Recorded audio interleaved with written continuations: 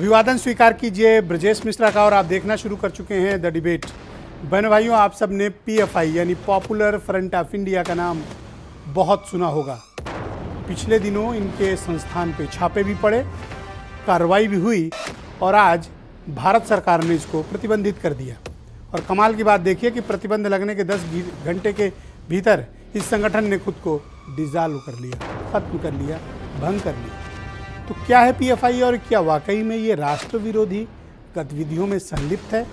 और अचानक हुई कार्रवाई और अचानक भंग हुए संगठन के पीछे के कारणों की आज हम इस डिबेट में तहकीकात करने वाले हैं। बहनों भाइयों, आखिरकार देश विरोधी गतिविधियों के आरोप में पॉपुलर फ्रंट ऑफ इंडिया यानी पीएफआई और उसके 10 से ज़्यादा अनुषांगिक संगठनों को भारत सरकार ने प्रतिबंधित कर दिया है, बैन कर दिया है। इनको अनलॉफुल एक्टिविटी का माना गया है, अवैध गैर कानूनी संस्थाएं। प्रतिबंध कितने वर्ष का लगा? 5 वर्ष का। ये सब होता इसके ठीक पहले इस संस्था ने स्वयं को भंग कर लिया और कहा सरकार का जो फैसला मंजूर, हम खुद को डिसॉल्व करते हैं, भंग करते हैं। तो पीएफआई के पेंच टाइट होते ही ये संस्था भंग क्यों होगी? इसके पीछे के हमें कारण भी तलाशने होंगे। राजनीति अपनी जगह है, मुद्दे अपनी जगह है, सहमति और असहमति अपनी जगह है, लेकिन बहनों भाइयों, देश का मामला जब कुछ हो तो हम सबको राष्ट्रीय भावना से ओतप्रोत होना चाहिए और ये देखना चाहिए कि क्या वाकई में कुछ लोग या कुछ संस्थाएं देश विरोधी गतिविधियों में लिप्त हैं। विरोध करते करते कब वो लक्ष्मण रेखा पार करके देश के विरोध में जुट जाती हैं, क्या हमें इसे देखने की ज़रूरत है? बिल्कुल है। और इसकी तहकीकात प्रॉपर की जानी चाहिए कि पीएफआई के पीछे कौन लोग हैं, इनकी मंशा क्या है, इनको पैसे कहाँ से आ रहे हैं और ये किस तरह की गतिविधियों में शामिल थे। वैसे देश में जब भी कहीं कुछ भी होता था, कोई भी हिंसा की घटना होती थी, सरकार विरोधी कोई भी काम, कहीं धरना प्रदर्शन या कोई कार्रवाई होती थी, सीधे तौर पर नाम किसका आता था? पीएफआई का, popular front of India. PFI Simi का बदला हुआ रूप है, ऐसा सिक्योरिटी एजेंसीज का मानना रहा है और पीएफआई बहुत लंबे समय से सिक्योरिटी एजेंसीज के रडार में भी रहा है। अब इस मसले में महत्वपूर्ण बात यह है कि क्या विरोध करते करते ये संगठन देश के खिलाफ काम करने लगा था, देश के खिलाफ किसी गतिविधि का हिस्सा था। और ऐसा माना जा रहा है कि 16 से 18 राज्यों तक पीएफआई ने अपना नेटवर्क बना लिया था। सवाल इस बात का भी है कि सिक्योरिटी एजेंसीज को जब सब पता था तो कार्रवाई में इतना विलंब क्यों हुआ? प्लानिंग से लेकर प्रतिबंध तक पीएफआई के हर कदम पर एक श्वेत पत्र जारी करने की ज़रूरत है ताकि देश के लोग ये जान सकें कि पीएफआई की आड़ में क्या वाकई में देश विरोधी गतिविधियों को अंजाम दिया जा रहा था और अगर दिया जा रहा था तो इसमें कौन कौन से लोग सम्मिलित थे। उन सफ़ेद पोशों के नाम भी सार्वजनिक होने चाहिए, उनके नाम भी जो पीएफआई को फंडिंग कर रहे थे। एक अच्छी बात क्या आज देखने को मिली कि अधिकांश राजनीतिक दलों ने, ज़्यादातर ने बल्कि, पीएफआई पर लगे प्रतिबंध को सुरक्षा का मुद्दा मानते हुए भारत सरकार के फैसले की सराहना की, उसके साथ खड़े रहे। होना भी यही चाहिए। राजनीति अपनी जगह है और देश की सुरक्षा और एकता और अखंडता अपना एक महत्वपूर्ण स्थान रखती है। तमाम सहमति और सहमति के बावजूद राजनीतिक रूप से, लेकिन जब पीएफआई पर कार्रवाई होती है तो देश को एकता दिखानी चाहिए। यही आज के मसले हैं। मैं चाहता हूं कि आप कुछ बयान सुने, उसके बाद हम परिचर्चा को आगे बढ़ाएंगे। गृह मंत्रालय ने जिस ढंग से ये स्टैंड लिया है, मैं बहुत बहुत आभार प्रकट करता हूं आदरणीय गृह मंत्री अमित शाह जी का कि उन्होंने बहुत जल्दी उत्तर प्रदेश और देश के हित में निर्णय लिया है। और ये लोग गैरकानूनी गतिविधियों में, असामाजिक गतिविधियों में प्रदेश के अमन चैन को डिस्टर्ब करने का प्रयास कर रहे थे और हमारी सरकार ने समय पर निर्णय लिया है। बहुत स्वागत योग्य कदम है। का जाँच हो रहा है और पीएफआई के तरह जितने भी संगठन हैं इंक्लूडिंग आरएसएस, सब पर प्रतिबंध लगाई है। यूएपीए के कानून में कई मुसलमान बरसों जेल में रहते हैं, उसके बाद कोर्ट उनको बरी करता है। मैं हमेशा यूएपीए को अपोज किया हूं और उसको अपोज करता रहूंगा। जो भी रेडिकलाइजेशन और एक्सट्रीमिज्म की तरफ किसी को लेकर जाता है उसको अपोज करने की ज़रूरत है। और अगर आप ये कह रहे हैं कि रेडिकलाइजेशन सिर्फ एक तरफ हो रहा है, नहीं, रेडिकलाइजेशन हर तरफ हो रहा है। तो आज की परिचर्चा को हम आगे बढ़ाएंगे। मसला महत्वपूर्ण है और पीएफआई के सहारे क्या कोई एक बड़ा तंत्र भारत के भीतर खड़ा हो गया था जो देश विरोधी गतिविधियों में लिप्त था, देश के खिलाफ कोई साजिश में शामिल था। हम इन सभी पहलुओं की आज पड़ताल करेंगे और समझने की इस परिचर्चा में कोशिश करेंगे। अमित पुरी भारतीय जनता पार्टी से हैं, रुद्र प्रताप दुबे सोशल मीडिया के जाने माने एक्सपर्ट, एस एम अशरफ सामाजिक कार्यकर्ता हैं, सोशल मामलों के एक्सपर्ट हैं, हाजी हसन अहमद साहब बहुत जाने माने मुस्लिम स्कॉलर हैं, देवेंद्र सिंह कांग्रेस के नेता और प्रवक्ता हैं, जय भगवान गोयल यूनाइटेड हिंदू फ्रंट के कार्यकारी अध्यक्ष हैं और वीरेंद्र सिंह जी हमारे स्टेट हेड। शुक्रिया और आप सबका बहुत धन्यवाद मेरे साथ इस परिचर्चा का हिस्सा बनने के लिए। तो अमित पुरी जी, आखिरकार आपकी पार्टी की सरकार ने प्रतिबंध लगा ही दिया पीएफआई पर, जबकि हर मसले पर नाम आता था पीएफआई का और सवाल ये किया जाता था कार्रवाई क्यों नहीं कर रहे हो। आपने कार्रवाई में विलंब तो नहीं कर दिया? हमारी पार्टी की सरकार ने नहीं, इस देश संप्रभुता संपन्न राष्ट्र की सरकार ने सामयिक ससमय कदम उठाया है और जिनको लगता था लटकाने भटकाने अटकाने वाली सरकार है, उनको पता लग गया कि ये ना लटकाने भटकाने और अटकाने वाली नहीं है, पूरे पुख्ता सबूतों के साथ टांगने वाली सरकार है। इतना टाइम कैसे लगा दिया कार्रवाई में? ये कोई सोनी टीवी का क्राइम पेट्रोल का सीरियल तो था नहीं जिनको लगता हो कि एक शूटिंग चल रही है। पूरे सबूतों के साथ फेडरल स्ट्रक्चर में on board different political vices की सरकार को लेते हुए, और आप ही के चैनल पे लास्ट डिबेट में बैठा था तब तमाम तर लोगों ने कहा कि नहीं साहब मुसलमानों बेकसूर मुसलमानों के खिलाफ है। तब भी मैंने कहा था किसी तालीमी इदारे, किसी मस्जिद, किसी खानका, किसी दरगाह के ऊपर पूरे अदब और एहतराम के साथ रखा गया। इस पूरे आतंकवाद के निरोधक कार्रवाई में केवल आतंक, radicalisation, proceeds of crime, illegal trail of money और बिना अनुमति के इस देश में जो गल्फ से पैसा आया, चाहे मुनार विस्टा प्रोजेक्ट के अंदर आया हो चाहे कहीं भी आया हो, हमने कहा था कि हम उसको करेंगे। और तोते की जान जिनमें अटकी है वो लाख फड़फड़ाए, दिल्ली के शाहीन बाग से लेकर दिल्ली के दंगों तक। आप जारी कर दीजिए, बताइए कि कौन कौन लोग हैं जो पीएफआई की साजिश का हिस्सा हैं, निश्चित रूप कहां से इनको फंडिंग आ रही है। आप तो इनको बेनकाब कर दीजिए। बिल्कुल निश्चित रूप से। उस दिन आपने जब हमसे पूछा था कितनी जज में कार्रवाई होगी, तब भी हमने कहा था, ऑन रिकॉर्ड कह रहा हूं मैं तो अपनी बात, मैं कहता हूं कि इनके नाम सार्वजनिक करिए ना। बिल्कुल हो जाएंगे, कोई दिक्कत नहीं है, लेकिन जो क्रिमिनल प्रोसीजर के अंदर हम किसी को यह मौका नहीं देंगे कि कोई कोर्ट से इसलिए बरी हो जाए कि प्रोसीजर फॉलो नहीं हुए। हम लॉजिकल कंक्लूजन तक उस दिन भी पहुंचाने की बात कहे थे और आज भी कहते थे। With in short period of time, एक हफ्ता नहीं गुजरा है हुजूर, आप ही के साथ, आप ही के चैनल में, आप ही के दफ्तर में बैठकर गुफ्तगू हुई थी। तो ये बताओ कि अब किस पर आरोप लगाया करोगे, कुछ होगा तो? अब तो एक रहा सा, ये भी खत्म, अब आरोप के लिए कौन बचा आपके देश पास? हित में काम ये तो बड़ा राजनीतिक संकट आप पर आ गया। बिल्कुल बिल्कुल, आपने कहा, अच्छी बात है, आपका अपना अंदाज है, मैं भी अंदाजे में आके साथ बताता हूं। देश हित में काम करने वालों के लिए ना कभी मौके कम होते हैं। और आपको बता दें, अभी एक और चचा बचे हैं, जकात फाउंडेशन ऑफ इंडिया वाले, और दुबे जी बैठे हैं, बताएंगे जकात फाउंडेशन की फंडिंग कहां से आ रही है और कितने 100 करोड़ की फंडिंग है, वो भी रडार पे है। तो इन पर कार्रवाई कब करोगे? एक एक ढूंढ के रखे हो कि अब इन जकात वालों पे आरोप लगाओगे? नहीं, आरोप नहीं लगाते हम तो, पुख्ता सबूत इकट्ठा करके सरे अंजाम तक पहुंचा देते हैं हुजूर। हम आरोप नहीं लगाते, हम अंजाम तक पहुंचाते हैं। तो आगे क्या कार्रवाई हुई? देखिए, एक और घटनाक्रम हुआ, बड़ा महत्वपूर्ण है। इधर बैन हुआ और उधर 10 घंटे के अंदर पीएफआई ने कह दिया कि हम पूरी संस्था ही डिसॉल्व करते हैं, खत्म। उंगली कटा के शहीद होने वाली बात है, उससे कोई फर्क नहीं पड़ता, उससे उनके किए हुए क्राइम के ऊपर पर्दा नहीं टले जाएगा। वो डिसॉल्व हो जाए चाहे जो कुछ हो जाए, जो किया है उसको तो भुगत के जाना होगा इस देश के कानून के अंतर्गत। देवेंद्र सिंह कांग्रेस के लीडर हैं, मेरे साथ मौजूद हैं। देवेंद्र सिंह जी, आपकी पार्टी क्या ओपिनियन रखती है पीएफआई पर लगे प्रतिबंध को लेकर? देखिए ब्रिजेश भाई, देश की सुरक्षा संप्रभुता से कोई समझौता कभी भी नहीं किया जा सकता है।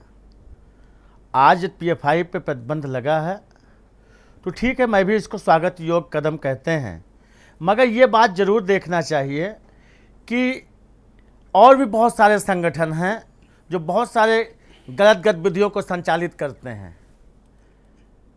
और ये भी देखना बहुत ज़रूरी है कि देश की जो हमारी साझी विरासत है, जो गंगा जमुनी तहजीब है, जो सर्वधर्म संभाव है, जो वसुधैव कुटुंबकम है, जो हिंदू मुस्लिम सिख ईसाई आपस में हम सब भाई भाई की जो भावना से जो हमारा देश की जो थाती है, ये राष्ट्रीय सुरक्षा की कोई कार्रवाई को आप ये कहीं धार्मिक डिस्टर्ब नहीं चश्मे होना से क्यों चाहिए। देख रहे हो? हिंदू मुसलमान देखने नहीं चाहिए? जब देश की बात हो तो ये सब, सिक्योरिटी की बात हो तो ये सब चीजें मायने नहीं निश्चित तौर पे रखती। मैंने पहले और ही रखना कह भी दिया नहीं कि चाहिए। देश की सुरक्षा आपकी से, सहमति देश की असहमति राजनीतिक हो संप्रभुता सकती है। से कोई भी समझौता नहीं किया जा सकता है। हाँ, बहुत सारे ऐसे भी संगठन हैं जिन्होंने इस देश में जो इसके हमारे देश की थाती है उसको भी बहुत डिस्टर्ब करने का काम किया है।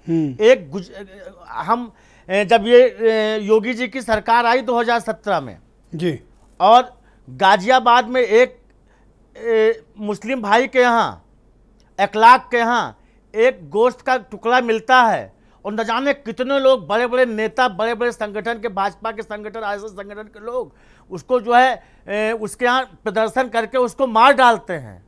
और रोजाना आप ये कहना चाहते हो कि भेदभाव हो रहा है कार्रवाई? टीवी में अक्सर देखा जाता है कि कहीं कोई अपना जो है न जाने कितने कितने जो है अत्याचार लोगों के किए जा रहे हैं, डर और दहशत का माहौल बनाया जा रहा है। तो हमारे देश की संप्रभुता ये भी है, जो हमारे देश की थाती है वो कहीं डिस्टर्ब नहीं होना चाहिए। कार्रवाई जो भी गलत संगठन हो, जो भी अच्छा, अमित पुरी कुछ करेक्शन करना चाहते हैं, मुझे लगता है अखलाक के मुद्दे पे। गो हेड। नहीं, मैं अखलाक के मुद्दे पे नहीं हूं, मैं उस अखलाक के ऊपर हूं जो एक राजनीतिक दल को अपने अंदर रखना चाहिए।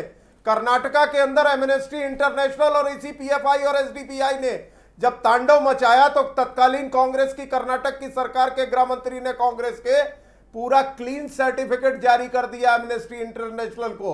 ये जो पार्टीजन एंड से अगर मगर की डगर से कांग्रेस चलती है, एक बार देश के लिए कम से कम राहुल गांधी ने एक बार कहा कि साहब हम इस एक्शन के साथ हैं, लेकिन मुझे नहीं समझ में आता पूरी कांग्रेस पार्टी को कहां फाइनल ओपिनियन। गो हेड, अपना कंप्लीट करें। मैंने पहले ही कह दिया, देश की सुरक्षा से कोई समझौता कांग्रेस कभी ना किया है, ना करेंगे, मगर भेदभाव की राजनीति नहीं होनी चाहिए। जब से 2014 से मोदी जी की सरकार आई है, तब से ये देखा जा रहा है कि लगातार समाज में केवल एक जात विशेष के लोगों को, एक धर्म विशेष के लोगों को टारगेट किया जाता है। ये नहीं होना चाहिए, बीच में नहीं। हाँ, आप कंप्लीट करो। ये नहीं होना चाहिए। ओके, बहुत दिनों के बाद सैयद मकसूद अशरफ आज टीवी के पर्दे पे प्रकट हुए हैं। समाजवादी पार्टी के लीडर भी रहे हैं, आजकल सोशल एक्टिविज्म कर रहे हैं। कैसे हैं हजरत आप?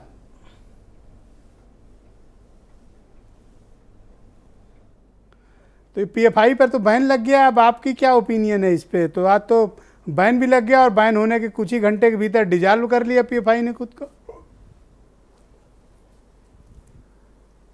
देखिए, ऐसा है, पीएफआई का जहां तक सवाल है, ये बताइए, ये संगठन 2006 में बना, 2014 तक इसको कांग्रेस ने पोला पासा, 14 से लेके 22 तक ये पोल पास रहे थे। अभी आपको याद होगा हाथरस का जब कांड हुआ तो इन्होंने कहा कि इसमें जस्टिस फॉर जो हाथरस है उसमें पीएफआई के लोग शामिल हैं। 4 लोगों को आपने अरेस्ट किया, क्या हुआ आज तक उनके साथ? तो जितने देश में घटनाएं होती थी आप बताते थे पीएफआई के लोग हैं, लेकिन आपके सरकार के लोग, आपकी पार्टी के प्रवक्ता लोग पीएफआई के प्रवक्ताओं और समर्थक के साथ बैठ के डिबेट करते थे। आपको नजर नहीं आता था कि उनके खिलाफ हमें कोई एक्शन करना चाहिए।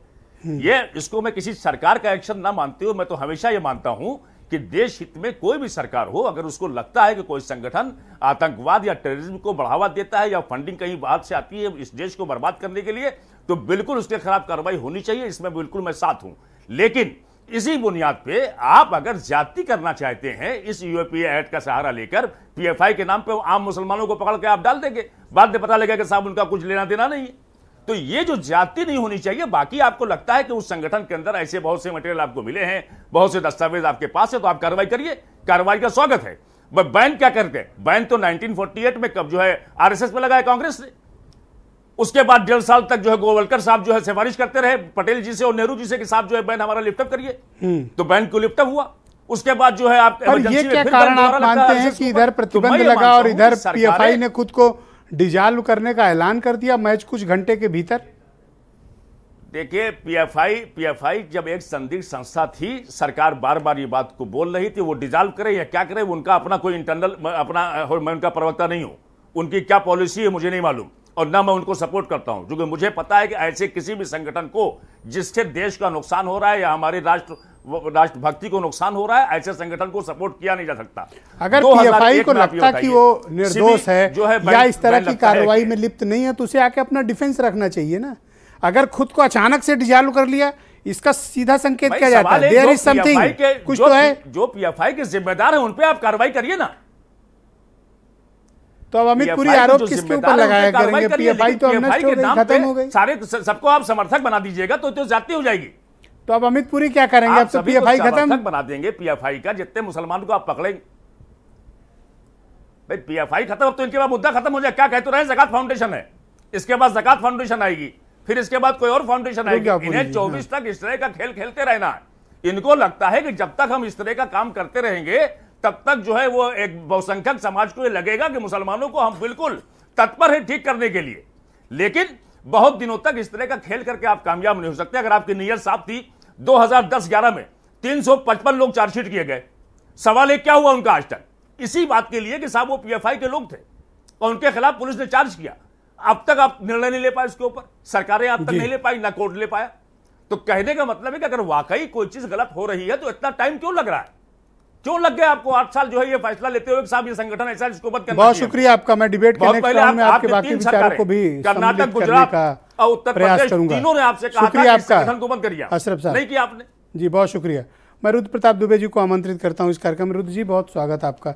ये पीएफआई का सोशल मीडिया पर क्या इम्पैक्ट था और इनका प्रभाव क्षेत्र क्या था, इनकी जड़ें कितनी मजबूत थी और सोशल मीडिया पर इनकी प्रेजेंस कैसी आप महसूस करते थे? ब्रजेश जी, पहले तो आपको बहुत धन्यवाद और आभार कि आपने विषय से जुड़े इस पक्ष को शामिल किया, क्योंकि ये सबसे ज़रूरी पक्ष था। पीएफआई ने अपने मॉडस ऑपरेंडी को जिस तरीके से बदला था, मुझे लगता है सोशल मीडिया का एक पक्ष तमाम न्यूज़ चैनल से छूटा जा रहा था, जिसको आपने उठाया। और ये इसलिए इस वक्त और ज़्यादा प्रासंगिक है क्योंकि 5 दिन पहले सॉलिसिटर तुषार मेहता ने कर्नाटक हाई कोर्ट में कहा है कि हिजाब कभी कर्नाटक में मुद्दा ही नहीं रहा, लेकिन पीएफआई के व्हाट्सएप ग्रुप में फॉरवर्ड मैसेज से ये मुद्दा तैयार हुआ। तो ये बेहद ज़रूरी चीज़ है। दूसरी बात, अगर आज के समय में आप देखें तो किसी भी आतंकी संगठन को या ऐसे संगठन जो देश में गड़बड़ी करना चाह रहे हैं, तो उनके लिए लोगों की भर्ती करने के लिए एक सबसे सरल माध्यम तैयार हो गया। अब उन्हें लड़कों को अपने पास बुलाने की ज़रूरत नहीं है कि अगर आप 1-to-1 किसी से बात करें। अगर आप हैकर हैं तो उनके काम के हैं, अगर आपको लोकेशन बीट करना आता है तो आप उनके काम के हैं, आप रिलीजियस डॉक्यूमेंट को पीडीएफ में चेंज कर सकते हैं तो उनके काम के हैं। और आपसे वो कभी भी मिलेंगे नहीं, टेलीग्राम से संपर्क हो जाएगा, इंटरनेट में मेल के थ्रू हो जाएगा। और 3 या 4 चीज़ों को लगातार फॉलो करने के बाद बता रहा हूँ कि 2 या 3 बड़ी चीज़ें हैं। एक मशहूर एंकर थे अपने रोहित सरदाना साहब, जब वो ख़त्म हुए तो उनके पत्रकारिता जीवन पे टिप्पणियाँ की गई, उनकी बेटियों पे की गई और उनके मरने पे इमोजीज हंसने वाले बड़ी तादाद में आए। और उसमें जितने भी फेक अकाउंट्स थे उनको अगर अलग कर दें तो जितने रियल अकाउंट्स थे सबको डीएम गया था और सबको तारीफ़ों वाले डीएम गए थे और वहाँ से लड़के पिक होते हैं। जब कोई लता मंगेशकर की मौत पे हंसता है, जब उनके ख़त्म होने पे हंसता है, तो वहाँ से डीएम किया जाता है। बड़ी वेबसाइट्स में प्रधानमंत्री के खिलाफ होने वाले जो ट्वीट के कमेंट्स कहना चाहते हैं कि सोशल मीडिया पर ये नफरत फैला रहे थे? आप बिल्कुल फैला रहे थे और नफरत इस ढंग से फैला रहे थे ब्रजेश जी की कहना नहीं चाहिए, लेकिन ये इन्फ्लुएंसर हो चुके थे।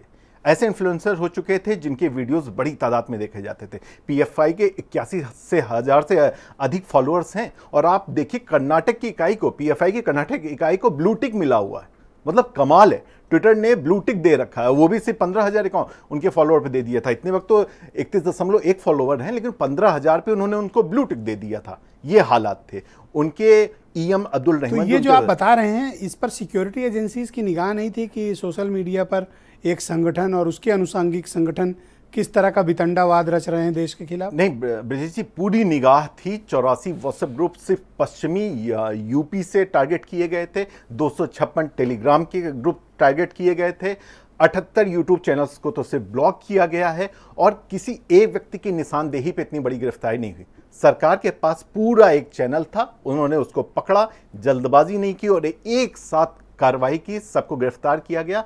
सारे वो डॉक्यूमेंट्स उनको उठाए गए हैं, सारे हवाला फंडिंग के वो जो चैन थे वो मिल चुके हैं। तो मुझे ऐसा नहीं लगता कि सरकार को पता नहीं था, उसको बाकायदा पता था। हैरानी नहीं हुई आपको कि इधर प्रतिबंध लगा और इधर कहा ठीक है हम सरकार का ऑर्डर मानते हैं, और अपना संगठन ही डिसॉल्व कर ब्रजेश लेते जी, ये बहुत- कैसे, मतलब ये तो सरप्राइज एलिमेंट है। ब्रजेश जी, बहुत आसानी होगा क्योंकि उसके बाद आप अपने ट्विटर अकाउंट को डिलीट कर सकते हैं और आप ये दिखा भी सकते हैं, एविडेंस खत्म कर सकते हैं। जी हमने भंग करने की तो घोषणा कर दी है, तो हमारे सारे डीएम चले जाएंगे, हमने जो मेल किया था उसको वापस करने की गुजारिश कर सकते हैं, गूगल को कह सकते हैं कि अब हमने अपना संगठन बंद कर दिया, हमसे जुड़ी जानकारियां हटा दीजिए। तो ये ऐसा किया जाता है। सिमी के साथ भी जब इन्होंने तब्दील किया था, ये हमास का होता है। ये जो मॉडस ऑपरेंडी बदल चुकी है, अब इंटरनेट के थ्रू कट्टरता एक बड़ी खरीदारी हो रही है और जिसमें पीएफआई लगातार शामिल था, वो दिख भी रहा था। ब्रजेश, बहुत शुक्रिया आपका। मैं हाजी हसन अहमद जी को आमंत्रित करता हूं इस परिचर्चा में। बहुत शुक्रिया आपका इस कार्यक्रम में शामिल होने के लिए। मैं आपसे जानना चाहता हूं कि पीएफआई को भंग कर दिया गया और उसके पहले उस पर बैन भी लगा, तो इस पूरे घटनाक्रम को और पीएफआई के रोल को आप किस तरह से देखते हो और आपकी ओपिनियन क्या है इस बारे में? ब्रजेश जी, बहुत बहुत शुक्रिया आपका कि ऐसे मुद्दे पे पहले भी जब पीएफआई पे जब चर्चा की है, तब सरकार से यही मांग किए थे कि आखिर इसको संरक्षण क्यों दिया जा रहा है। ये सीए एनआरसी का इतना बड़ा आंदोलन अचानक से इल्ज़ाम लगा कि इतना आक्रामक हो गया, कितनी गाड़ियां जल गई, हजरतगंज जैसे पौश इलाके में इतना आतंक हुआ और इल्ज़ाम लगा पीएफआई पे, लेकिन पीएफआई के ऑफिसर्स अपनी अपनी जगह काम करते रहे। बड़ी हैरत होती है कि पीएफआई के ऑफिसों से बुलडोज़र का रुख नहीं हुआ, लेकिन जब हुआ तो जाहिर सी बात है कि इसमें हमें अपनी एजेंसियों पर भरोसा है, कुछ ना कुछ तो ज़रूर रहा होगा और 100% होगा, तभी हमारी एजेंसियां मुझे बस एक कोइंसिडेंट है जो क्लिक कर रहा है, जिसका जवाब अभी तक अनुत्तरित है, कि शायद ही कभी ऐसा हुआ होगा कि कोई भी संस्था अनलॉफुल डिक्लेयर हुई और उसके कुछ घंटे के भीतर उसने स्वयं को कह दिया कि हाँ हम सब भंग करते हैं, सब डिसॉल्व करते हैं, सब खत्म। ब्रजेश जी, ऐसा तो कभी नहीं हुआ। लोग भाई अगर आप निर्दोष हैं और आप ऐसी किसी एक्टिविटी में शामिल नहीं रहे, फेस करिए। ब्रजेश जी, सवाल यही है कि ये शक पूरा यही है कि आखिर इनको संरक्षण कहाँ से प्राप्त था। इतना बड़ा कोविड का वो चला गया, पीएफआई की संस्था कहीं नहीं दिखाई दी लखनऊ में या उत्तर प्रदेश में कि कहीं भी दिखाई दी हो कि पीएफआई ये सामाजिक कार्य संगठन है, ये कर रहा है। यानी इनका काम सिर्फ नफरत ही फैलाना था और फिर भी ये मौजूद थे। एक बात बताऊं, आपने संस्था भले ही भंग हो गई हो या भारत सरकार ने बैन लगा दिया, लेकिन वो माइंडसेट कहाँ से कंट्रोल कर पाओगे आप? वो नई संस्था बना लेंगे, फिर इकट्ठे हो जाएंगे। इस बार पीएफआई को जैसे सीएफआई बना लेंगे, कुछ तो कर सकते हैं ना। तो ऐसे लोग क्यों नहीं आइडेंटिफाई किए जा रहे हैं? तो आइडेंटिफाई होना चाहिए। और उत्तर प्रदेश में खासकर जितने भी कार्रवाइयाँ हुई हैं, सब में पीएफआई। तो अब वो वक्त आ गया है कि उत्तर प्रदेश सरकार इसको आइडेंटिफाई करके लाए कि किन लोगों का संरक्षण प्राप्त था और इनके जिम्मेदारों पर कार्रवाई हो। आप चाहते हैं कि उन लोग के नाम सार्वजनिक किए जाएं? नहीं, सार्वजनिक क्या, अरेस्ट करके उनको जेल भेजा जाए, उनके ऊपर यूएपीए लगाया जाए। ऑलराइट, मैं जय भगवान गोयल जी को आमंत्रित करता हूं इस परिचर्चा में। बहुत शुक्रिया आपका इस कार्यक्रम में शामिल होने के लिए। तो फाइनली आज पीएफआई पर प्रतिबंध लग गया। आप सरकार के इस कदम को किस तरह से देखते हैं? देखिए, मैं सरकार के इस कदम का स्वागत करता हूं। लगातार कई वर्षों से जो घटनाएं देश के अलग अलग हिस्सों में घट रही थी जी, उसको लेकर के पूरे देश के लोग चिंतित थे। कैसे बाहर से पैसा मंगा करके खाड़ी देशों से, चाहे वो शाहीन बाग हुआ है, चाहे वो सीए हुआ है, चाहे एनआरसी हुई है, चाहे हमारे दिल्ली में दंगे हुए हैं, या देश के अलग अलग भागों में जहां कहीं भी मुस्लिम नौजवानों को भड़का करके सड़कों पर लाया गया, यहां तक कि भारत के प्रधानमंत्री तक को मारने के लिए योजना बनाई गई। और जो आंकड़े, जो सारे तथ्य एनआईए ने पेश किए हैं कि 2047 में गजवाए हिंद भारत को एक और मुस्लिम राष्ट्र बनाने की जो साजिश रची जा रही थी, वो सारे के सारे आंकड़े आए हैं। और ये लोग कैसे हमारे हिंदुस्तान के मुस्लिम नौजवानों को आईएसआई में भर्ती करवा रहे थे, कैसे उनको ट्रेनिंग दे रहे थे, कैसे स्लीपर सेल तैयार कर रहे थे, जैसे उसकी सोशल मीडिया की बात आ रही थी, कैसे सोशल मीडिया का दुरुपयोग करके योजना बना करके देखते थे दंगे हो जाते थे। तो ये सारी चीजें हो रही थी। लेकिन एक सवाल का जवाब दीजिए, एसएम अशरफ और हाजी हसन दोनों ने ये मुद्दे को उठाया। इतना जब पता था कि ये इस तरह की अनलॉफुल एक्टिविटी, देश विरोधी गतिविधियों में लिप्त हैं, इतना टाइम कैसे लिया सरकार ने इन पर एक्शन लेने में? देखिए, जो काम सरकार का है, सरकार अपने तरीके से, अपने ढंग से काम करती है। आधी अधूरी जानकारी के लेकर के अगर मुझे लगता है सरकार कोई काम करेगी तो जो दोषी हैं वो बच सकते हैं। मुझे ऐसा लग रहा है कि सरकार ने पूरा इनका सिस्टम देखा है, इकट्ठे किए, सारे तथ्य इकट्ठे किए हैं, जगह जगह रेड की गई हैं। देश के 23 राज्यों में इनका कैसा नेटवर्क फैला हुआ था, वो सारी चीजें संलग्न करके ही सरकार ने शायद ये अच्छा, एक बात आपको पता चली मैं सुन रहा था कि इधर प्रतिबंध लगा और कुछ घंटे के भीतर पीएफआई ने खुद को डिजॉल्व भी कर लिया। हाँ, तो ये लोग समझते हैं कि डिजॉल्व करने के बाद शायद हम बच जाएंगे, मगर मुझे नहीं लगता कि जिस तरीके से सरकार ने पूरी तैयारी के साथ बैन लगाया है, जो भी लोग इसमें शामिल हैं या जो भी लोग टीवी चैनलों पे आकर के इनके बैन का विरोध कर रहे हैं, मुझे लगता है कहीं ना कहीं वो देश की एकता और अखंडता को नुकसान पहुंचाने का प्रयास कर रहे हैं। कहीं ना कहीं आतंकवादी गतिविधियों को बढ़ावा देने वाले लोगों को सपोर्ट कर रहे हैं, जो भी लोग इसका कर रहे हैं। और हम तो मांग कर रहे हैं सरकार से कि सरकार पूरी शक्ति के साथ ऐसे लोगों को कुचले जो हिंदुस्तान की शांति भाईचारे को खत्म। अच्छा, हाजी हसन कुछ कहना चाहते हैं? हाजी साहब, आग लगा कर। Thank you. हाजी साहब बोलिए, क्या कुछ कहना चाह रहे हैं, बताइए। जी नहीं, आप कुछ इंटरवीन कर रहे थे ना, हाथ उठाया था। मैं कहना ही चाहता हूँ कि भाई इनको एनआईए ने सारी जानकारी अभी कहाँ पेश कर दी। खैर, हम किसी भी तरह से पीएफआई के बचाव या पक्ष में नहीं है। पहली चीज तो ये, जो संगठन, जो भी संगठन हिंदुस्तान की, भारत की एकता और अखंडता को तार तार करना चाहते हैं, सोशल मीडिया पे भरे पड़े हुए हैं, उनकी कैंपेन चल रही है, तो उन सबके ऊपर भी भारत सरकार चिंता इस बात की करनी चाहिए कि जो लोगों को लोग रेडिकलाइज्ड कर रहे हैं, नाम लीजिए, किसी उनको कैसे पकड़ा जाए, क्योंकि आपकी संस्था तो भंग हो गई है, लेकिन अभी वो लोग बाहर हैं। आप पीएफआई खत्म किए, कल को जेडएफआई बना लेंगे। देखिए, सुप्रीम कोर्ट का स्पष्ट आदेश है कि टेलीविजन चैनल पे किसी कम्युनिटी को या किसी को टारगेट करके बात ना की जाए। यहां पे सब जानते हैं किसकी तरफ किसका इशारा है। पीएफआई क्योंकि एनआईए ने डिक्लेयर कर दिया तो उसकी बात हो रही है। इस तरह के जो और भी संगठन हैं जो बार बार कहते हैं कि मुसलमान औरतों को निकाल के बलात्कार करूंगा घरों से, उन जैसे संगठनों की मैं बात कर रहा हूं कि उन पे भी कार्रवाई होनी चाहिए। मैं उनकी उसके ऊपर कार्रवाई की मांग कर रहा हूं कि जो बिल्किस के हत्यारे हैं, जिन 22 लोगों ने एक अबला भारतीय नारी का बलात्कार किया और वो खुले में आजाद घूम रहे हैं, मैं उनकी भी कार्रवाई की बात कर रहा हूँ। मुस्लिम औरतों को निकाल, जी बहुत शुक्रिया आपका, धन्यवाद, नहीं लगता, थैंक यू। देश का कोई भी ऐसा व्यक्ति, जय भगवान जी, धन्यवाद, बात कर रहा धन्यवाद। जो आप बात पहले राउंड में उलझने की जरूरत नहीं, सब लोग अपनी अपनी बात आराम से कहें। हमें बहुत ही सारगर्भित तरीके से इस परिचर्चा को आयोजित करना है, सब लोग अपनी अपनी बारी में कहें। एक दूसरे पर इस तरह चिल्लाने से कोई बात नहीं बनेगी, ना दर्शक समझ भी पाएंगे। वीरेंद्र सिंह जी भी हमारे साथ इस चर्चा में जुड़ चुके हैं। वीरेंद्र जी, इधर पीएफआई पर छापे पड़े, छापे के बाद आज सुबह 5:43 पर जब लोग सो के उठ रहे थे, तब तक भारत सरकार ने इस पर प्रतिबंध लगा दिए। और देखिए, प्रतिबंध होते ही लगते ही दोपहर बीती थी कि लंच टाइम के फौरन बाद इस संस्था ने कहा, हाँ हम सरकार के आदेश का स्वागत करते हैं, अपने को खत्म, भंग, डिजाल। देखिए, पीएफआई ये कहती थी कि हम सामाजिक संगठन हैं, हम लोगों की सुरक्षा और अन्याय के लिए लड़ने वाले लोग हैं।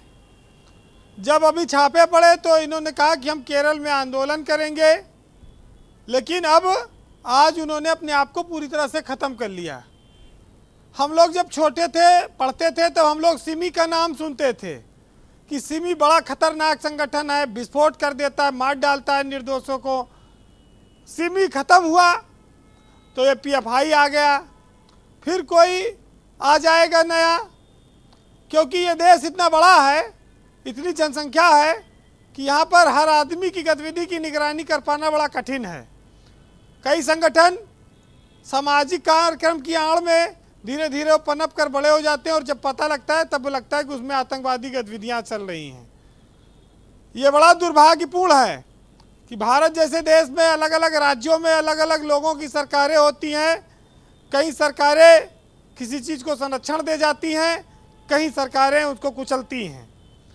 आज ये बहुत बड़ा दिन है भारतीय जनता पार्टी की सरकार के लिहाज से और हिंदुस्तान में आतंकवाद को ख़त्म करने के लिहाज से भी। देखिए, इस संगठन को लेकर शोर इसलिए है कि जब इस तरह के संगठन की बात आती है तो उसमें एक मुसलमानों को लेकर शक की निगाह से देखा जाता है।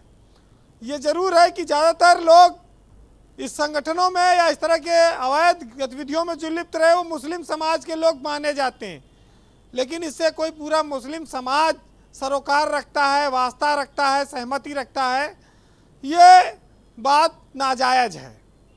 ये बात जो पढ़ा लिखा अमन पसंद मुसलमान है वो इन सब चीज़ों से ज़्यादा मतलब नहीं रखता। आतंकवाद का खात्मा जरूरी है, वो हिंदुस्तान का हर मुसलमान ये मानता है और वो चाहता है कि हमारे देश में शांति रहे। इसके लिए जो लोग धार्मिक भावनाएं भड़का रहे हैं, चाहे पीएफआई हो चाहे और कोई हो, उन पर कार्रवाई हो, वो उसका स्वागत करते हैं। इस राष्ट्र में राष्ट्र विरोधी ताकतों पर अगर कोई कार्रवाई होगी तो कौन नहीं स्वागत करेगा। आतंक का अंत तो हमेशा से सुनिश्चित कर देना चाहिए कि उसका खात्मा होगा, लेकिन भारत चूंकि एक सेकुलर कंट्री है, सभी को धर्म और मानने के लिए, अपनी गतिविधि करने के लिए छूट देता है। उसमें कुछ लोग अराजकता करते हैं, मासूमों को मारते हैं, आतंकी घटनाएं करते हैं। आज भाजपा की सरकार ने, मोदी की सरकार ने जो निर्णय किया है, इसकी बड़ी ज़रूरत थी। रोज़ रोज़ लखनऊ में हो जाए दंगा, कोई मर जाए, कानपुर में हो जाए, हाथरस में हो जाए, सब पीएफआई, बंगाल में हो जाए, बिहार में हो जाए, सब जगह पीएफआई, कर्नाटक में हो जाए। अरे पीएफआई नहीं हो गया, भारत देश में इतने बड़ा आतंकवादी संगठन चलेगा और हर जगह उस पर नाम आएगा, उस पर कार्रवाई नहीं होगी। आप देखिए कि आज जो इच्छा शक्ति दिखाई गई है, इस पर काम बहुत ज़रूरी था, लेकिन हम जैसे जैसे प्रगति कर रहे हैं, तरक्की कर रहे हैं। इंटरनेट ने अगर हमको तरक्की दी तो उसने आतंकवाद को भी बहुत तरक्की दी, और इनको पकड़ पाना इतना आसान नहीं है। ये भी तमाम समूह बनाए हुए हैं, ग्रुप बनाए हैं जिसमें मैसेजेस फॉरवर्ड करते हैं। सीए का आंदोलन चला, एनआरसी का आंदोलन चला, कहा गया कि पीएफआई की फंडिंग है, पीएफआई पीछे से जोर लगाता है। ये दुनिया आतंकवाद से परेशान है और भारत में तो हमारे तमाम जवानों के 100 आए दिन तिरंगे में लिपटे हुए आते हैं। यह किसकी वजह से?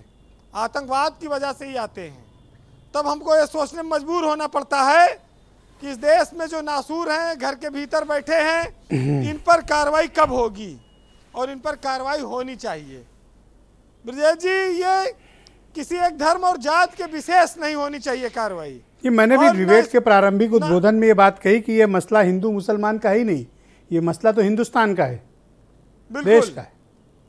देखिए, ये जो हम लोग जिस समाज में हैं, हमारे यहाँ न किसी गीता में लिखा है न किसी कुरान में लिखा है कि गोली और मौत हमारा खुदा नहीं है। भारत एक ऐसा देश रहा है हमेशा से जिसने आतंक को पसंद नहीं किया, लेकिन अगर हम पर कोई चीज़ थोपी गई, षड्यंत्र हुआ, तो फिर उसका मजबूती से जवाब देना बनता है। और ये लोग जानते हैं कि आतंकवाद किसी का सगा नहीं होता। जब वो बाजार में विस्फोट करता है तो वहाँ पर न हिंदू न मुस्लिम देखता, वहाँ तो सब धर्मों के लोग रहते हैं, मरते हैं। तो ये बड़ी एक समस्या है और चुनौती है हमारे सामने। बहरहाल डॉक्टर हरिओम पवार ने लिखा है कि जो लोग वक्त रहते जवाब नहीं देते, जो राजवंश, जो सरकारें, फिर वो कायर कहलाती हैं। इसलिए इसका जवाब होना जरूरी था कि हर संकट का हल मत पूछो आसमान के तारों से, सूरज किरणें नहीं मांगता नभ के चांद सितारों से। और बंदूक की गोली का उत्तर सद्भाव नहीं होता है, हत्यारों के लिए अहिंसा का प्रस्ताव नहीं होता है। यह युद्धों का परम सत्य है, सारा जगत जानता है, लोहा और लहू जब लड़ते हैं तो लहू हारता है। जो खूनी दंगों को सहने वाला राजवंश होगा, या तो वह कोई मूर्ख होगा या कोई परमहंस होगा। तो इसलिए इसको सहना नहीं है। जी, बहुत शुक्रिया आपका वीरेंद्र जी, बहुत बहुत धन्यवाद इस पर चर्चा का हिस्सा बनने के लिए। अमित पुरी जी, मैं आपसे समझना चाहता हूं कि आपने लालू प्रसाद यादव का स्टेटमेंट सुना होगा, उनकी इस विषय पर कुछ डिफरेंट ओपिनियन है। वो कह रहे हैं पीएफआई पे बैन लगाया ठीक है, दूसरों पर भी तो कार्रवाई करो, उन पे कब करोगे? इस देश में कुछ लोगों को संताप के साथ साथ परसंताप सैडिस्टिक प्लेजर का भी आनंद आता है, और श्री लालू प्रसाद यादव जी उनमें से एक अद्भुत राजनेता हैं। 3 बार जिसकी तरफ उन्होंने इशारा किया नाम लेकर के, संघ के ऊपर प्रतिबंध को लेकर के, वो 3 बार लगाया गया। और ट्राइब्यूनल ने क्या निर्णय दिया, और उस समय के तत्कालीन 1948 के अंदर देश के गृह मंत्री और उप प्रधानमंत्री सरदार पटेल ने क्या कहा, वो सारा मैटर ऑफ रिकॉर्ड है। अभी मैं सुन रहा था पॉलिटिकल वॉइसेस रहे, अब लोग जो बदल गए, पॉलिटिकल वॉइसेस नहीं रहे। किसके लिए कह रहे हो? अरे नाम लेके कह देंगे, ऐसा हमारा कोई रिश्ता नहीं है। देखो हमारे यहाँ जिस देश में केवल एक ही रिश्ते में नाम नहीं लिया जाता, मुन्ना के बाबूजी, ऐसा कोई रिश्ता हम पैनल में बैठे हुए लोग कहोगे नाम तो करारा जवाब आएगा। अरे बिल्कुल तैयार बैठे, अशरफ जी की तरफ से तैयार बैठे नहीं पा रहे हो। अरे ले 1 मिनट मुझे कह लेने दे, रनिंग कमेंट्री ना चले। कि पाल पोस रहे थे 2006 से 14 तक जिनकी सरकार थी हुजूर, उनको क्यों बुरा क्यों लग गया? उनको आप पाल पोस रहे थे। जी रुको रुको रुको, आप पाल पोस रहे थे। ना ना बीच में टोका टाकी नहीं। अब आपको लग रहा है टोका टाकी नहीं। रुक जाइए अशरफ साहब, रुकिए, यूपीए 1 रुको अपनी बारी। उनके साथ बैठ कर ना मैं अलाउ करूंगा ही नहीं।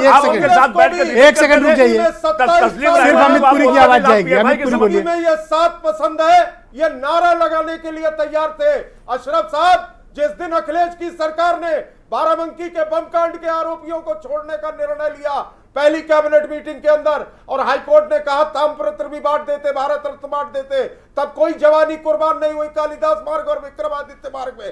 तब चाचा भतीजे में कोई साझा नहीं टूटा, वो साझा पीडब्ल्यूडी के ठेकों के कारण टूटा और किसी कारण नहीं टूटा। खुलकर बात कहता हूं, आंख में आंख डालकर कहता हूं, ये जो पाल पोसने की कला है ना, ये औरों के, लेकिन ये बताओ कि अगर 12 साल उधर रहे ना, 8 साल उधर रहे तो 8 पे तो आपके भी रहे ना। 2014 से 2022 लग गया आपको कार्रवाई करने में। 8 साल क्यों लगे आपको? 8 साल आपको क्यों लगे? अभी एक सेकंड अशरफ साहब रुको, मैं बात कर रहा हूँ। ये वो लोग हैं कि अभी जल्दीबाजी में कार्रवाई होती तो टीवी चैनल में कहते औंधे मुंह गिरे, बिना तैयारी के गिरे। तो जब आप सत्ता में रह के 8 साल लिए, अब तब इनके पास भी तो 8 ही साल का टाइम था ना। फड़फड़ा रहे, क्योंकि मालूम है कि अब की बार चाहे डिसॉल्व कर दो, चाहे कुछ कर दो, इन्वॉल्वमेंट रहेगा और उसकी सजा रहेगी। तो अब तो अपने को डिसॉल्व कर लिए, अब कौन सी कार्रवाई करोगे? के बाहर भी सरहद बार भी ठोकेंगे। अब तो खुद को डिसॉल्व कर लिए ना, आप क्या कर लो? कोई फर्क नहीं पड़ता, गुनाह के पैर कभी खत्म नहीं होते। ओके, सैयद मकसूद अशरफ, अब आप जवाब दीजिए अमित पुरी को, क्या बात है? ये तो कह रहे हैं कि फड़फड़ा रहे हैं लोग।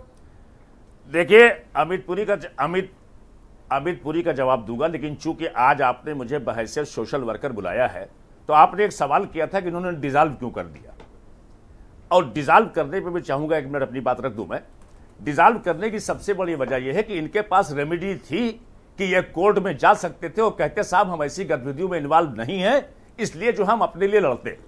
डिसॉल्व करने का मतलब यह हो गया, जो भी हमारे एक्सपर्ट साहब कह रहे थे कि बहुत सी चीजें ऐसी है कि जब आप अकाउंट को डिलीट कर देंगे, खत्म कर देंगे, तो बहुत ज्यादा आपको कोर्ट में जाके प्रूफ नहीं करना पड़ेगा। तो मैं इनकी इस बात से मुत्तफिक हूं कि कहीं ना कहीं यह संगठन संदिग्ध था। सरकार की नॉलेज में होने के बावजूद सरकार उस पर एक्शन नहीं करती थी, इसमें सरकार का फेल्योर है। और अभी हमारे जो है साहब बोल रहे थे कि साहब बाहर से पैसे आते हैं, तो ये बताइए बाहर से जो पैसे आते हैं क्या सरकार उसमें निगरानी नहीं करती? जिसके खातों में पैसे जाते हैं उसको सरकार को पता नहीं होता? तो आप ये सब कह के बच नहीं सकते। अब रहा सवाल सबसे बड़ी बात, चूंकि समाज में एक जहर घोला जा चुका है ना, बीच में नो रनिंग कमेंट्री। देखो उनको बोलने नहीं दिया 2010 में ना ना, सिर्फ ओनली सैयद मकसूद अशरफ की आवाज जाएगी। बोले आप। कोर्ट ने उसका जो है खत्म कर दिया था बैन। मनमोहन सरकार 2011 में सुप्रीम कोर्ट गई। तो सवाल यह है कि सिमी का गतिविधियां ऐसी थी कि सरकार लड़ी उसके ऊपर जाके, सुप्रीम कोर्ट ने दोबारा बैन वापस किया है 2011 के अंदर। तो मेरा कहने का मतलब यह है कि यह सरकार तो कहती है कि साहब हम सिर्फ राष्ट्र के बारे में सोचते हैं, हमसे बड़ा कोई राष्ट्रवादी नहीं है, हमसे बड़ा कोई देशभक्त नहीं है, तो आपको भी उतना ही टाइम लग रहा है। इसका मतलब कहीं ना कहीं पॉलिटिकल एजेंडा आप सेट करते हैं। मैं समझ नहीं पाया कि अचानक से अमित पुरी सबको छोड़ के ऊपर आपको व्यक्तिगत टारगेट करके कैसे हमलावर हो गए, ये नहीं समझ पाया मैं।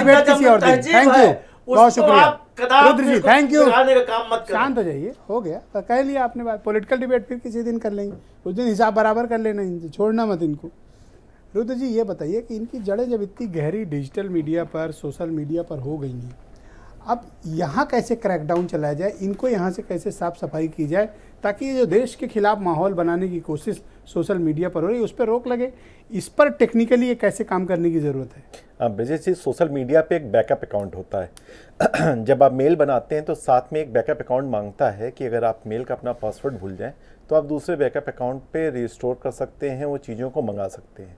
सिर्फ PFI पे बैन नहीं किया गया, PFI से जुड़े 8 संस्थाओं पे बैन किया गया, जिसमें रिहा foundation of India, democratic party of India, तमाम उसके चैन को तोड़ा गया। मैं इसीलिए कह रहा हूँ इस बार की कार्रवाई बहुत तगड़ी कार्रवाई है। PFI को फॉलो नहीं किया गया, PFI के सारे बैकअप अकाउंट्स को तोड़ा गया है, सबको बैन किया गया है। पहले आयकर की दर से बैन किया गया है, उसके बाद उनकी कार्रवाई को बैन किया गया है, सबके ट्विटर हैंडल को जांचा गया है, सबके टेलीग्राम ग्रुप्स में गए हुए हैं। तो जो 12 उन्होंने बना रखे थे उसमें 8 बेहद सक्रिय तौर पे काम कर रहे थे, उन्हीं 8 को संगठन को बैन कर दिया गया है। सोशल मीडिया पे सरकार की इस कार्रवाई के बाद लग रहा है कि उन्होंने अच्छी निगरानी की है। जिस तरीके से उन्होंने तो सोशल मीडिया पर क्रैकडाउन कैसे किया जाए, इनको कैसे ठीक किया? हाँ, देखिए 3 या 4 हैशटैग होते हैं। जो PFI का वर्जन था, जो उनके डॉक्यूमेंट्स के था, कि वो 3 या 4 हैशटैग के सहारे आप तक पहुंचने की कोशिश करते थे। उसमें एक उर्दू समर्थन एक बड़ा हैशटैग था, प्रधानमंत्री मोदी को अगर आप शब्दों का प्रयोग करते थे तो उस हैशटैग से पहुंचते थे। और इस हैशटैग को, जिसको PFI ने उसने अपना पूरा रिसर्च मीडिया की एक फाउंडेशन बना रखी थी MRDC के नाम से, और उसने एक पब्लिकेशन हाउस बना रखा था, जिसको उस हैशटैग के सहारे जब वो पहुंच रहे थे तो PFI अपनी तरफ से बहुत अच्छा काम कर रही थी, लेकिन NIA भी उसके साथ पहुंच रही थी और उन्होंने सारे हैशटैग को फॉलो किया। और इस कार्रवाई में ब्रजेश जी देर ही इस वजह से लगी, और चूंकि भारत में थोड़ी इंटरनेट को लेकर जागरूकता भी कम है और उस तरीके से काम नहीं हो पा रहा था जिस तरीके से वो चाह रहे थे। लेकिन भारत सरकार रुकी, NIA रुकी, और उसने पूरे उस सोशल मीडिया पे उन हैशटैग को फॉलो किया जिसको PFI उठा रही थी। उन्होंने मैसिव रेट्स वगैरह डाली, कार्रवाई हुई, काफी बड़ी रिसोर्सेज का इस्तेमाल हुआ। सोशल मीडिया पे मेरी देखी गई हालिया कार्रवाइयों में सबसे बड़ी कार्रवाई हो रही है, जिसका दिखाई पड़ रहा है डिसॉल्व करने का मतलब ही यही है। PFI के पास दूसरा ऐसा कोई संगठन नहीं बचा जहां पे वो रंगे हाथ पकड़े गए। जी। और लटजय भगवान जी, मैं आपसे समझना चाहता हूं कि कार्रवाई होने के बाद जब रेड्स पड़ी थी PFI के अगेंस्ट, तो PFI और उससे जुड़ी संस्थाओं ने प्रदर्शन किया था और कहा था कि वो आंदोलन चलाएंगे इस रेड्स के खिलाफ, लेकिन जैसे ही प्रतिबंध लगा इन्होंने पूरी संस्था ही खत्म कर ली, भंग कर दिया। क्यों? कारण क्या है इसके पीछे, मकसद? देखिए, ये एक गीदड़ भभकी सरकार को डराने के लिए इन्होंने माहौल तैयार करने की कोशिश की थी कि ऐसा कहने से शायद जो मुस्लिम जत्थेबंदियां हैं वो सारी की सारी PFI के साथ आ जाएंगी। मगर मुझे लगता है जो राष्ट्रवादी मुसलमान हैं वो भी नहीं चाहते कि कोई देश में दंगा फसाद करे, और इसलिए उन्होंने जब देखा कि कोई भी राजनीतिक संगठन, कोई भी मुस्लिम जत्थेबंदी, कोई भी मुस्लिम संगठन इनके साथ नहीं आया, इसलिए जो इन्होंने अपना स्टेटमेंट दिया था वो तो वापस लिया ही लिया, अपने संगठन को भी डिसॉल्व कर दिया। और डिसॉल्व करके ये बच नहीं सकते।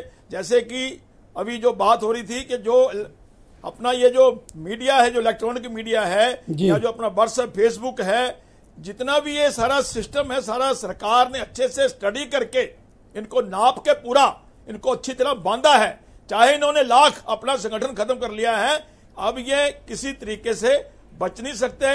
जैसे सिम्मी का नाम बदल के PFI हो गई थी, अब ये और नाम बदल के वी अगर उठना चाहेंगे, इसीलिए तो कह रहा हूं कि ये आइडेंटिफाई करने की जरूरत है कि ये रूट्स यहीं पर रुक जाए, ये आगे बेल ना बढ़ने पाए, इसको रोकने की जरूरत है, ये रेडिकलाइजेशन रोकने की जरूरत है। यही है सरकार बिल्कुल ऐसा करेगी, ऐसा मेरा पूरा विश्वास है।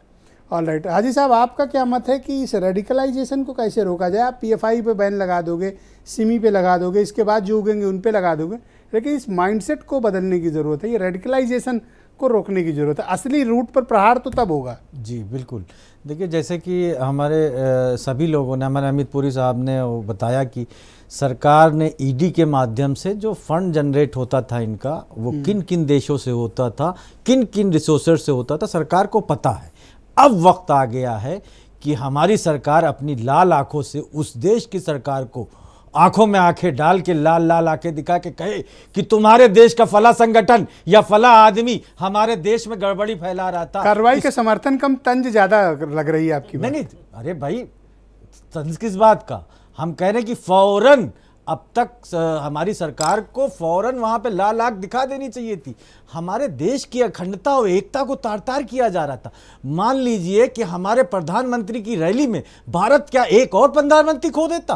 कोई बम ब्लास्ट करने की साजिश थी, और उसके बाद भी टाइम लगा, और उसके बाद भी अभी भी टाइम लग रहा है कि फंडिंग जहां से हो रही है हम उसके ऊपर कार्रवाई नहीं कर पा रहे। हम सब जितने तो आप भी क्या चाह रहे हो, रातों रात बुलडोजर चला दें? अरे कम से कम बयान तो दे दे, विदेश मंत्रालय कहे तो कि आप होश में आओ। भाई जैसे कि बात हो रही थी कि सरहद पार ठोकने की जब हमारी हैसियत है, तो क्या हम कह नहीं सकते कि तुम्हारे खाड़ी देशों से उन देशों को चैलेंज नहीं कर सकते कि खबरदार, अगर अब हमारे देश में अगर हमारे मुल्क में अब एक पैसा भी टेरर फंडिंग के नाम पे आया तो हम तुम्हारे ऊपर हमला करेंगे? क्यों नहीं कह सकते हम? आखिर हम इतने कमजोर क्यों हैं? जब हमारे देश का एक जनता, एक एक आदमी सरकार के साथ खड़ा है, फेंक रहे हो आदि साहब? तो अरे गुरुजी सुनिए तो, हम सब सरकार के साथ खड़े हैं। कनाडा को धमका के आए हैं विदेश मंत्री, कनाडा सरकार को। अरे रुक जाइए, ऐसे फॉरेन मसलों को इस तरह से टेलीविजन पे किसी कंट्री के लिए बोलना ठीक नहीं है। विदेश नीति की कुछ समझ रखिए। विदेश मंत्री और गृह मंत्री और प्रधानमंत्री को ही उनका काम करने दे, हम आप ना करें। अरे बड़े शिष्टाचार पूर्ण संबंध होते हैं, राजनयिक ताल्लुकात होते हैं, ऐसे टीवी डिबेट में किसी कंट्री के खिलाफ मत बोलें। कही आजी साहब बोले जी। तो हमारा ये है कि जो हमारे पास सबूत इकट्ठा हो चुके हैं, हमारी एजेंसियों ने बड़ी मेहनत की है, 5 साल 8 साल इसके पीछे लगी रही, उसके बाद सबूत इकट्ठा किए। तो उन दूतावासों को बुला के, उनके उच्चायोग को बुला के, उनके समक्ष वो सबूत रख के उनके ऊपर कार्रवाई की डिमांड करनी चाहिए। अब वक्त आ गया है। अब इसमें अगर देरी होगी तो कहीं ना कहीं इल्जाम लगेगा कि हमारी मौजूदा सरकार भी किसी न किसी बहुत बहुत शुक्रिया आपका दे रही थी। बहुत बहुत शुक्रिया, धन्यवाद, बहुत शुक्रिया आपका। और मैं आप सबका बहुत आभार प्रकट करता हूं कि इस परिचर्चा का आप सब हिस्सा बने। और बहनों भाइयों, आप सबका भी बहुत बहुत धन्यवाद कार्यक्रम में सम्मिलित होने के लिए और परिचर्चा का हिस्सा बनने के लिए। धन्यवाद, नमस्कार।